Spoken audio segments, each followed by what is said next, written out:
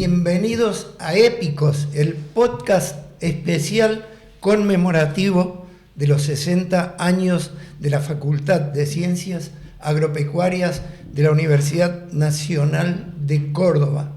¿En qué lugar estamos? Estamos en el Laboratorio Creativo, una innovación, un nuevo sitio desde donde la comunidad de la Facultad de Ciencias Agropecuarias va a difundir distintos materiales, distintos proyectos, distintas cosas que se van produciendo para los alumnos y para la comunidad en general desde la Facultad de Ciencias Agropecuarias. Les cuento, este podcast consta de 12 capítulos, una serie especial con 12 episodios, y este que vamos a abordar ahora, que vamos a conversar, es el segundo episodio con los decanos, con dos de los decanos, Conrero y Tártara, que ya los voy a presentar. Primero que nada voy a decir quién soy.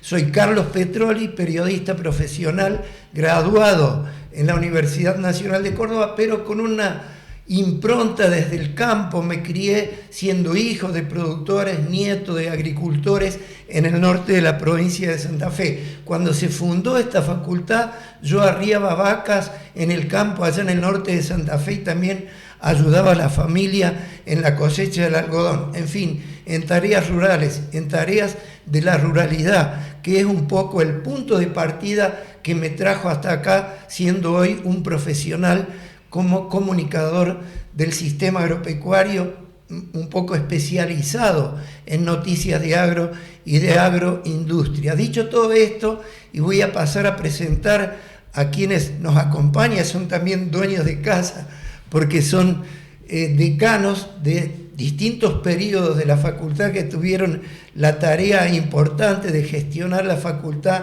en periodos muy relevantes de la historia de estos 60 años de la Facultad de Ciencias Agropecuarias de la Universidad Nacional de Córdoba. A mi derecha está Enzo Tarta, que le voy a preguntar inmediatamente un poco en qué época, en qué periodo te tocó gestionar la facultad, Enzo. Como decano a partir del año 98 hasta el 2001. Un periodo bueno por un lado y finalizando casi con un bastante problema en el país. Pero un excelentísimo momento de mi vida de estar mudándome desde este piso al primer piso.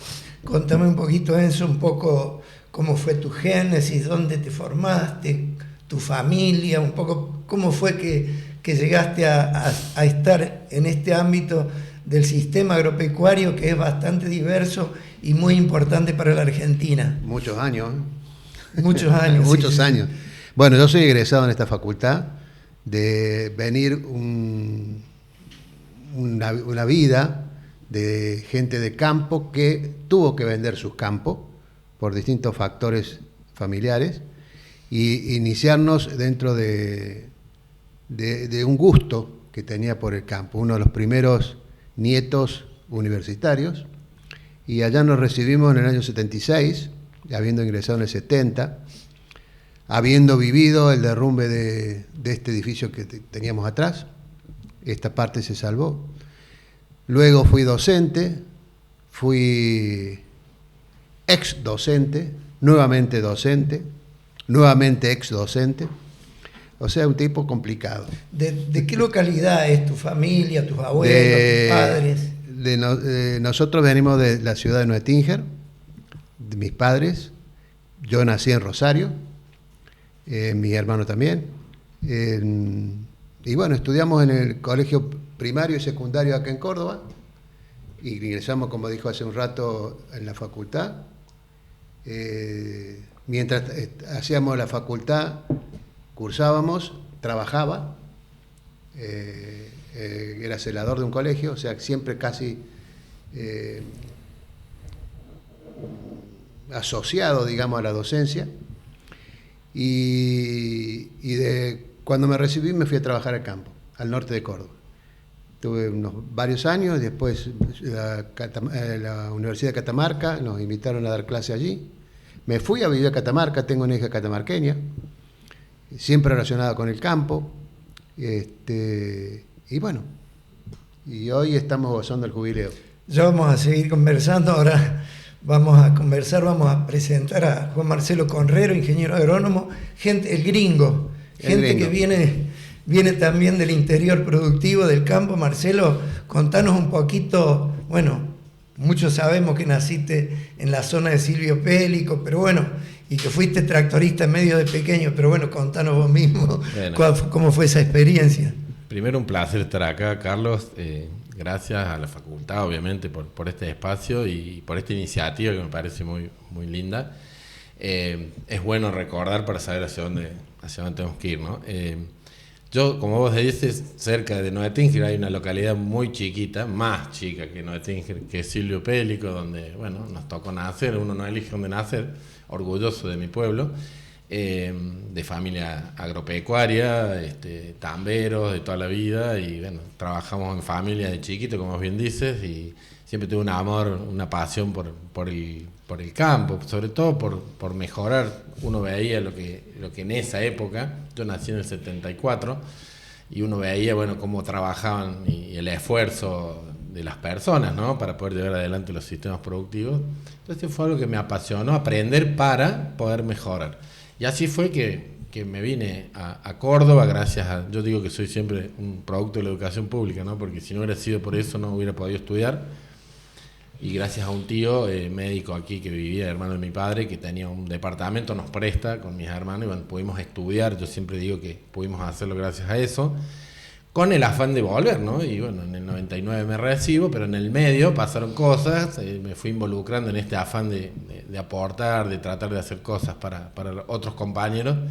Me involucré en la agrupación estudiantil Franja Morada, fui presidente del centro estudiante, y bueno, al recibirme, bueno, me sale una opción. Mi primer trabajo, el Jardín Botánico de Córdoba. Martí estaba en ese momento poniendo en marcha ese proyecto y fui parte de eso. De hecho, el invernadero lo hice desde el subsuelo. Cuando en realidad no era lo que yo había venido a hacer, y mi padre todavía hasta el día de hoy me dice: vos fuiste para volver. Pero bueno, me fue atrapando todo esto, y Enzo Tártara me convoca en el año 2000. El 10 de octubre del 2000 asumo la Secretaría de Asuntos Estudiantiles aquí en la facultad. Y ya no me fui más, obviamente. Empecé a trabajar acá, empecé en distintas funciones, después entré en la docencia, mejoramiento genético vegetal, y seguí pasando por otras secretarías de extensión, después secretaría general. Bueno, fui de alguna manera trabajando mucho en esto, acompañando obviamente en su momento, obviamente Enzo que me convoca, y porque Enzo, bueno, estuvo, además de ser decano, había sido funcionario, secretario. Bueno, siempre hemos tenido muy buen vínculo, trabajo conjunto, todo el equipo, el ingeniero Di Justo, bueno. Así que bueno, así llegamos al 2014, que bueno, la comunidad me elige como decano, joven, yo todavía, estaba cumpliendo 40 años, y con un desafío que era, bueno, transformar un poco la facultad. Se había hecho una planificación estratégica que la había llevado adelante desde la Secretaría General. Y bueno, estuve ejerciendo el decanato hasta el 2021. Muy importante la gestión, lo que cada individuo representa, cada profesional, los decanos en este caso, pero también importante es mirar los proyectos, es decir, la proyección de la facultad, cómo la innovación, los cambios que ocurrieron en la Argentina y en el mundo también traccionaron un poco lo que la universidad y lo que la Facultad de Ciencia Agropecuaria tiene que prestar, digamos, a la comunidad, a los estudiantes, a los futuros profesionales. No sé, Enzo, en tu caso, digamos, que fuiste secretario académico, con perfil académico, secretario también de Ciencia y Técnica de la Facultad, especialista en Administración Agropecuaria, vos me corregirás. También estuviste en la creación de la Cátedra de Cooperación para la Pequeña y Mediana Empresa, que fue después de la Cátedra de Agronegocios. Digamos, ¿cómo viste vos y cómo te tocó actuar? ¿En qué proyectos te tocó intervenir dentro de todo este panorama de siempre cambios, digamos, en el escenario nacional e internacional? Me gustaría dejar de un lado a Enzo Tártara. Me pondría como un productor agropecuario en el parque de la facultad. Cuando yo empiezo a vivir la facultad en el año 70, 1970 que ingreso, esto era un edificio de 4 pisos, pero eran 2 de agronomía. Los otros 2 pertenecían a FAMAF. Miraba para un costado y era tierra, campito de fútbol. Para otro lado también.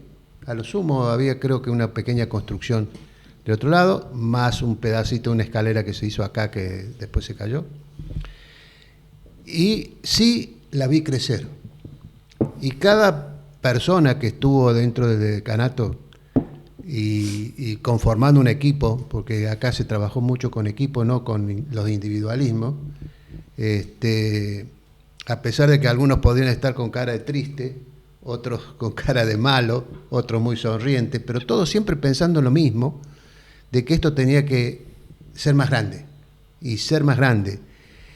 Y a veces no sabíamos lo que era el grande, y había que inventarlo, había que descubrirlo, había que intentar de encontrar quién nos podía ofrecer esto, hasta que llegamos al día de hoy y nos encontramos con que tenemos una facultad llena de alumnos, porque antes hablábamos en el año 70, no sé si llegábamos a 100 alumnos de ingresantes, de los cuales menos de la mitad quedaban en el segundo año, a tener tantos estudiantes ahora, tantas carreras, tantas personas que han intervenido en esto, tantas profesiones, porque antes eran ingenieros agrónomos solo, ahora hay biólogos, hay no sé cuántas cosas más, que han hecho crecer y sentirnos orgullosos. O sea que el Enzo que está en el jardín ya le encanta estar adentro, viviendo eso, pero lo vemos ya con otra postura. Somos los, emocionados de poder vivir quizás algunos pasos que dimos nosotros, pero la gran mayoría lo dieron los otros. Porque si nosotros no pensábamos, hacíamos una idea, si no teníamos que lo iba a hacer, no llegábamos a nada. Yo comparto lo que decía Conrero recién, esto fue equipo. Y a veces con pelea, con discusiones, con disgusto, pero siempre adelante, siempre adelante.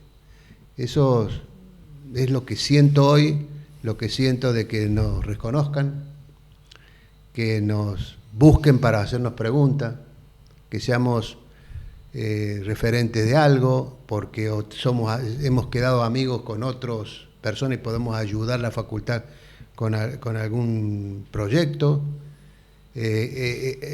Muchos docentes, investigadores trabajan dentro de los sistemas de evaluación. La Facultad de Agronomía, evaluada por gente que no es de la facultad, sino de otras universidades, la consideran una de las mejores facultades del país. Me siento muy honrado de decirlo y haber estado en esto. Y más que todo hay que agradecer a la comunidad. La comunidad de los padres que mandan a sus hijos y confían en la facultad, a los docentes que ponen el pecho todos los días, con faltantes, con preocupación de encontrar algo nuevo, de hacerlo. O sea, muy feliz, muy, muy feliz. Marcelo, bueno, te hemos conocido en el trato estos últimos años, en el trato profesional y también coloquial. Te vemos un fanático un poco de la innovación, de que la facultad abra sus puertas y se vincule con el empresariado, con el sistema agroindustrial, incluso con las innovaciones internacionales.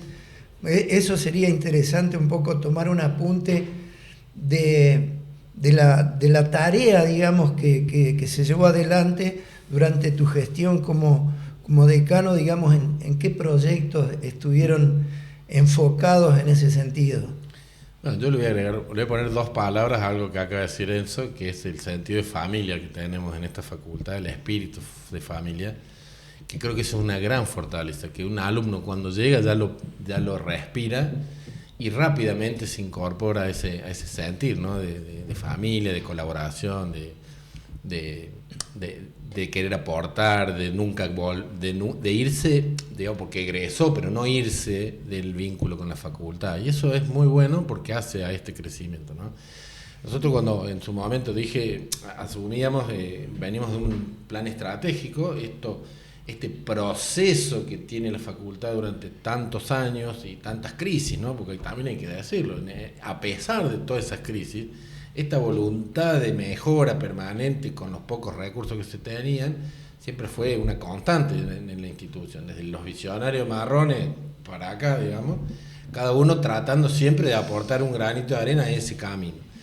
Y en esa instancia, bueno, dijimos, bueno, ¿cómo nos podemos ordenar y cómo podemos captar todo ese bagaje de conocimientos, de experiencias, de visiones, ¿no? Con visión compartida, que fue la planificación estratégica que se hizo en el 2013. Yo era secretario general, la llevé adelante junto con el decano Pailetti, y fue, digamos, la plataforma de acción que nos autoimpusimos como comunidad, porque todos nos comprometimos a aportar información, a definir ejes estratégicos de acción, y lo que sí nos toca a nosotros, nos comprometimos y lo cumplimos en ejecutarlas. Y en esa ejecución de la planificación estratégica hubo una serie de pautas preestablecidas, como era la excelencia académica no se negocia. Yo eso lo viví desde el día cero, que vine desde marzo del 92 que ingresé a esta facultad.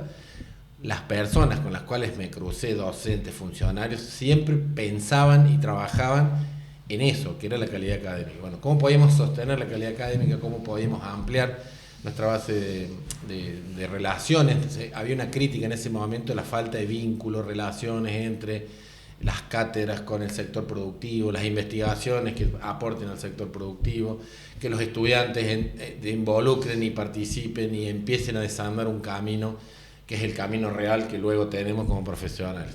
Entonces fue una serie de acciones como poner transporte público al campo, es decir, cómo hacemos para que un profesional que necesita de formación práctica pueda hacer uso de un campo bellísimo, 542 hectáreas, pero distanciado de la localidad, ¿no? Hubo proyectos de tratar de llevar la facultad ya completa, bueno, nunca por H, por B, nunca se pudo, y logramos eso, hacer la ruta en la época de Pairetti y poner el transporte público. Con esa, digamos, liberamos recursos, porque más de la mitad del presupuesto se nos iba en colectivos que no estaban en condiciones y que tenían que salir de acá y llevaban a un grupito minúsculo, hacíamos actividades, porque no nos alcanzaba el presupuesto.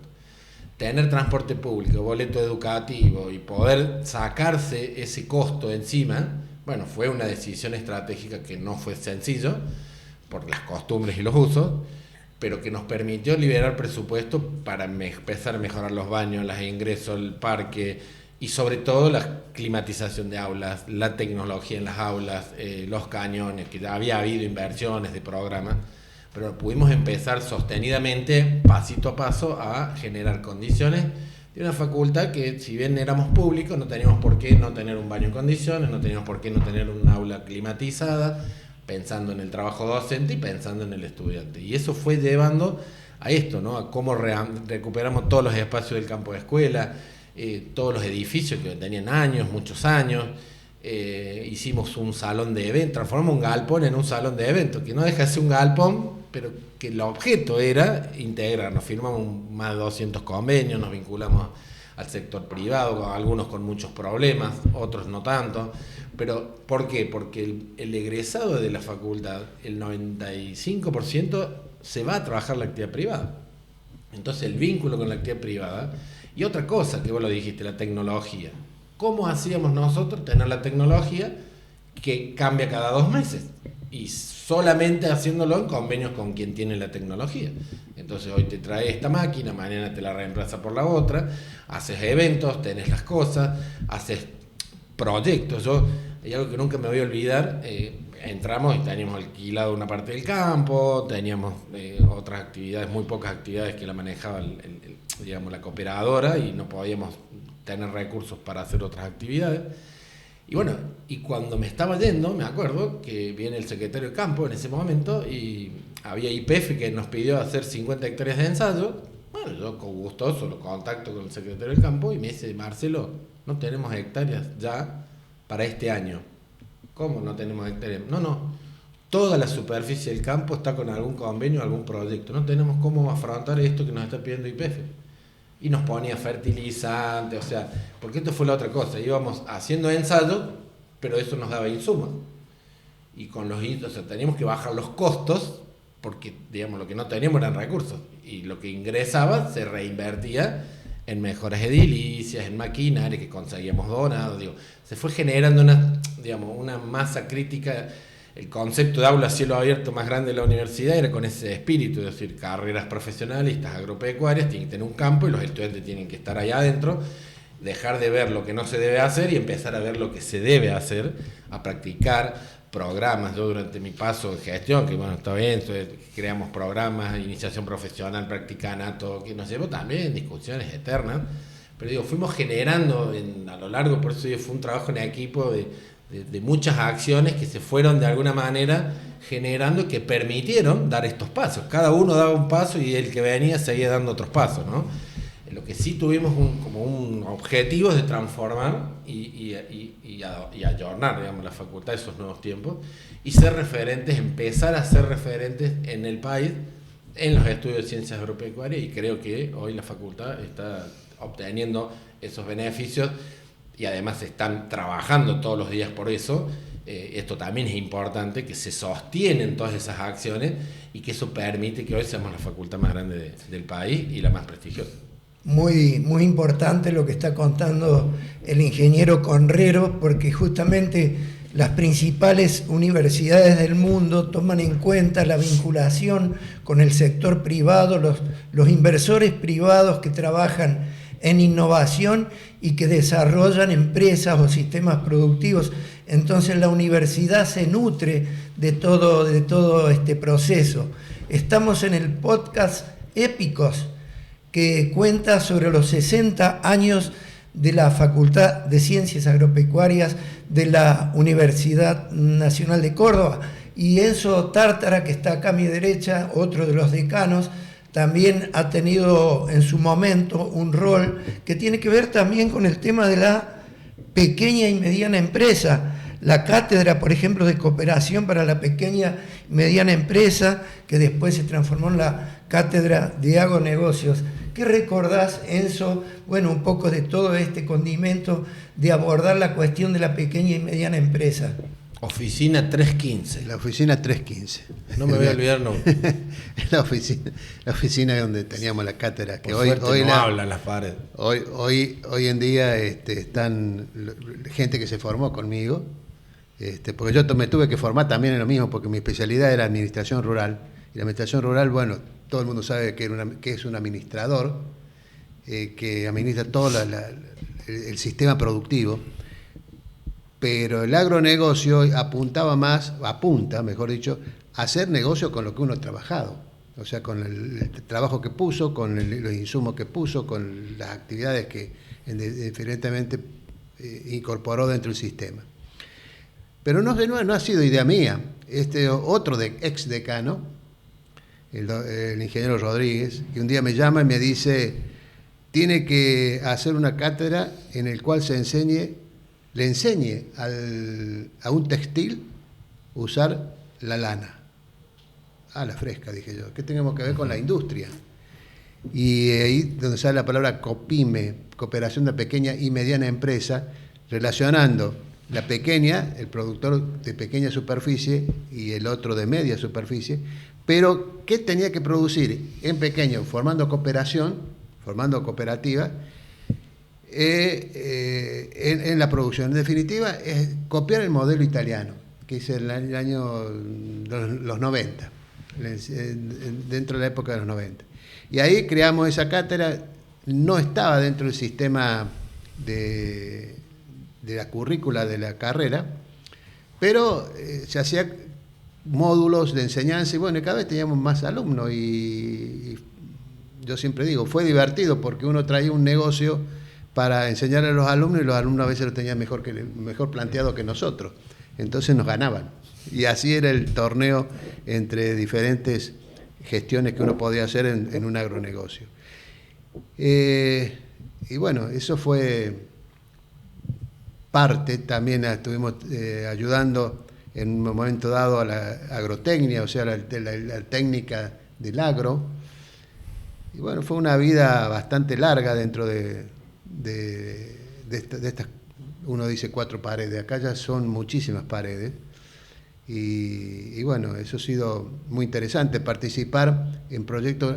Recién decía y empezaba a recordar, Conrero decía de los proyectos que trajo la inversión. Habíamos avanzado tan rápido y con tantas ganas que habíamos hecho proyectos para recibir dinero, para comprar maquinaria e incorporar en el campo. ¡Epa! ¿Cómo llegamos al campo?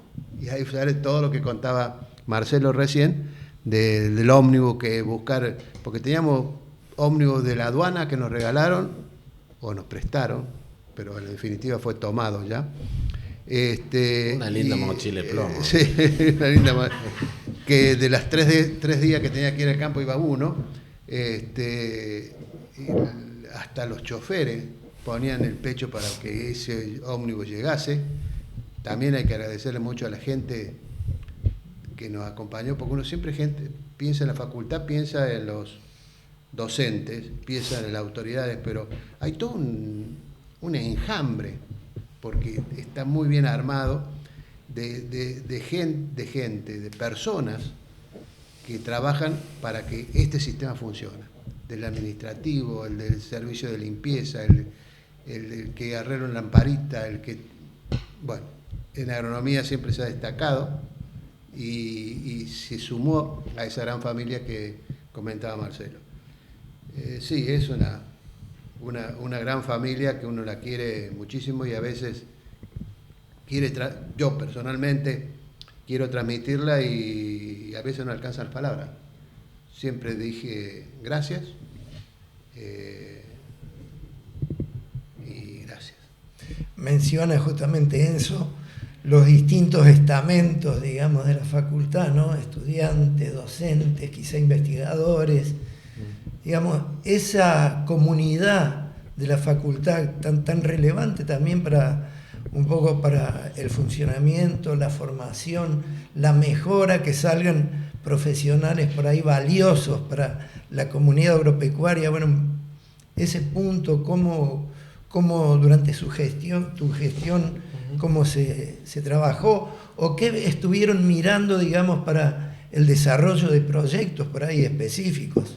Bueno, o sea, nosotros nuestro afán de calidad, digamos, por un lado era generar las condiciones para, y luego, digamos, nos tocó, en lo particular, me tocó una época donde empezaban, digamos, todos los que habían ingresado en aquel momento de inicio de la facultad, empezaban a llegar a la edad jubilatoria y había un recambio, que es otro tema, ¿no? Que se van profesionales con mucha experiencia, un currículum vasto, digamos, investigaciones, directores de proyectos, y hay que reemplazar.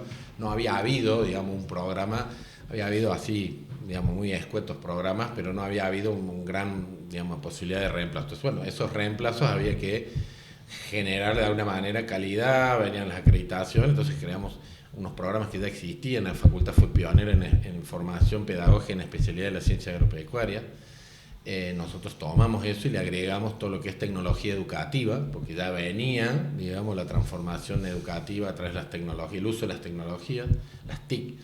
Entonces empezamos a poner obligatorio a quien ingresaba, tenía que hacer estas formaciones para poder empezar a dar clases en alguna cátedra, como acortar algunos pasos. Y algunos empezaban haciendo ya maestrías, doctorados. Bueno, se promocionó mucho eso siempre en la facultad, pero bueno, había programas especiales para eso, se hizo vínculos con otras universidades, vínculos internacionales, se crearon programas. Nosotros creamos el programa Graduado Embajador con la idea había muchos chicos en la movilidad, por un lado para la movilidad, digamos, temporaria, otro para gente que se iba en búsqueda de futuros en otros países. Hubo épocas que nos pasó eso. Bueno, entonces quien era egresado y que estaba en algún país, bueno, le proponíamos ser embajador para asistir, asesorar, acompañar, y que alguien que quisiera ir, bueno, decir, bueno, ¿qué puedo hacer? ¿Dónde lo puedo hacer? ¿En qué universidad? Yo estaba en una universidad, pasaba los programas, empezamos a generar ahí un trabajo con graduados. El tema de los estamentos también hay algo que cambió en el 2016 para siempre, ¿no? Nosotros nos despojamos la posibilidad de elegir rectores y decanos, de los consejeros y conciliarios, y se las trasladamos a la comunidad universitaria. Eso fue un cambio muy profundo de la Universidad Nacional de Córdoba, una universidad cuatricentenaria que pasa a tener elección directa, con debates. Imagínense que era una demanda también importante, y eso también alentó la participación. Nosotros fuimos pioneros en pedir el voto a distancia de egresados, por nuestra relación, nuestros egresados no están en Córdoba, en la ciudad, están siempre en el interior, y nos habrá costado traer, porque digamos, había un compromiso, pero había una distancia, un trabajo que impedía muchas veces eso. Y nosotros fuimos los que pedimos crear el voto a distancia. Empezamos con un voto por correo, después se transformó en un voto digital. Creo que esos cambios también, esas luchas que fuimos haciendo, digamos, dieron resultados. Por eso nos íbamos comprometiendo, pero lo trabajamos para lograrlo, digamos. Este fue un poco el concepto, la defensa de nuestra profesión. En 2014 la profesión estaba muy vapuleada, muy denostada, yo diría, por muchos sectores. Y yo, como vengo del sector, digamos, me tomé personalmente un compromiso de empezar a defender también a nuestros propios egresados, digamos, porque ¿quién nos iba a defender si no era la propia institución madre que lo formó? Entonces, bueno, fuimos generando, se generó una comunidad agroalimentaria en Córdoba, empezamos a trabajar en forma integral los ministerios, las empresas. De hecho, de aquí surgieron las buenas prácticas agropecuarias en un precongreso de la comunidad agroalimentaria, que terminó siendo un programa. El manejo integrado de cuencas surgió de acá, con 3 facultades de la universidad, 3 ministerios, y hoy es una política de Estado. Digo, la facultad fue poniéndose en esas cosas que entendíamos teníamos que estar, ¿no? Todo lo que tiene que ver con compromiso social estudiantil, todo lo que tiene que ver con producción de alimentos, hicimos huertas solidarias para eso, chocoladas solidarias. Nosotros siempre trabajamos eso, que es la gran familia, para decir, ¿cómo podemos darle una formación integral a una persona? No va a ser solo un ingeniero agrónomo, va a ser un actor social que va a tener inserción en la sociedad y tiene que cambiar esa sociedad. Entonces, ser buena persona va de suyo, digo, pero ¿qué otras actitudes le podemos incorporar además de la capacidad técnica? Y bueno, ser solidario, ser una persona comprometida con sobre todo en el interior, ¿no? Que uno va y bueno, y a veces son docentes de un primario, de un secundario, porque no consiguen profesores, no lo hacen por el dinero, pero sí por un compromiso. Entonces, digo, ¿cómo poder ir hilvanando todas esas cosas? Bueno, lo trabajamos, fuimos los primeros que no publicamos más convocatorias a trabajos cuando eran por sexo, porque pedían hombres para esto y mujeres para aquello, y empezamos a decir, no, ¿por qué tenemos que aceptar eso? Y empezamos a hacer una docencia en las empresas. Dijimos, no pueden ustedes tienen que pedir ingenieros agrónomos. Y la persona decidirá si le interesa o no ir a un lugar, a un campo. De hecho, había mujeres que no tenían problema en irse a un campo, y hombres que no tenían problema en ir a una administración, porque estaba como separado por alguien, no sé, por una estructura que venimos teniendo. Entonces, digo, eso también fue algo importante en la lucha por la inserción. Yo llegué a tener un año un mayor ingreso de mujeres, histórico, pero también porque creamos muchas carreras. Después de 50 años que teníamos agronomía y se había creado una tecnicatura, creamos zootecnia, creamos agroalimentos, las tecnicaturas, digo, eso fue también. Parque Jardines. Todo lo que, bueno, Parque Jardines dimos una vuelta rosca. Después con arquitectura creamos las primeras carreras entre 2 facultades, que es ¿cómo es que se llama? Espacios verdes y modelización de espacios verdes. Bueno, hay una tecnicatura, una licenciatura. Digo, eso de empezar a integrarse entre los diferentes, bueno, también fue mostrando un compromiso con los incendios, teníamos una alta actividad con las inundaciones. Digo, la facultad tenía una participación en las cosas de solidaridad, pero también en las cuestiones muy productivas, con grandes empresas tecnológicas, internacionales, multinacionales. Metimos una empresa en nuestro campo que nos hizo unas oficinas y después terminó haciendo sus propias oficinas, nos dejó esas oficinas que hoy es un espacio para ideas. En fin, creamos la residencia estudiantil, o sea, salimos también con un gran programa, éramos los que más invertíamos en becas estudiantiles, en programas Sembrando Futuro, donde le dimos después a ese programa integral, que no era solo un plata, era una contención psicológica, pedagógica, había una contención, había un programa de seguimiento a todos los chicos de primer año para reducir la deserción, y el acompañamiento ya después de un programa, la primera residencia de la Universidad de Córdoba, en el campo de escuela, con todo lo que eso implicaba. Hicimos refundamos la posta sanitaria que se había cerrado hace muchos años. Fuimos generando esas condiciones pero tratando de eso, no dar oportunidades, generar inclusión real, y bueno, de hecho creo que eso también fue posicionando a la facultad, y al habérselo sostenido en el tiempo, bueno, hoy hace que con muchas carreras, con una visión empresarial muy importante de cómo está formada una persona en Córdoba, bueno, hoy uno se cruza en el país con gente que dice, me crucé con un chico que me preguntó y lo mandé a estudiar a la Universidad Nacional de Córdoba. Entonces digo, ese boca a boca, bueno, se consiguió por todos estos años de gran trabajo. Entonces creo que esa fortaleza de ese espíritu que también venir a Córdoba, con lo que Córdoba implica, y que te contengan de esa manera, que te incorpores a una familia y no a un estudio superior solamente, bueno, creo que es importante. Muchas cosas muy relevantes en estos 60 años de la Facultad de Ciencias Agropecuarias de la Universidad Nacional de Córdoba, y vamos a ir cerrando un poco esta linda conversación. Enzo, desde la platea, no sé si seguís vinculado a la facultad o no, pero como de algún modo, por ahí, ¿qué cosas, para redondear esto, te piden los jóvenes que se acercan, o cómo estás viendo cuáles son las inquietudes que hoy hay, digamos, para formarse en ciencias agropecuarias? Difícil la respuesta.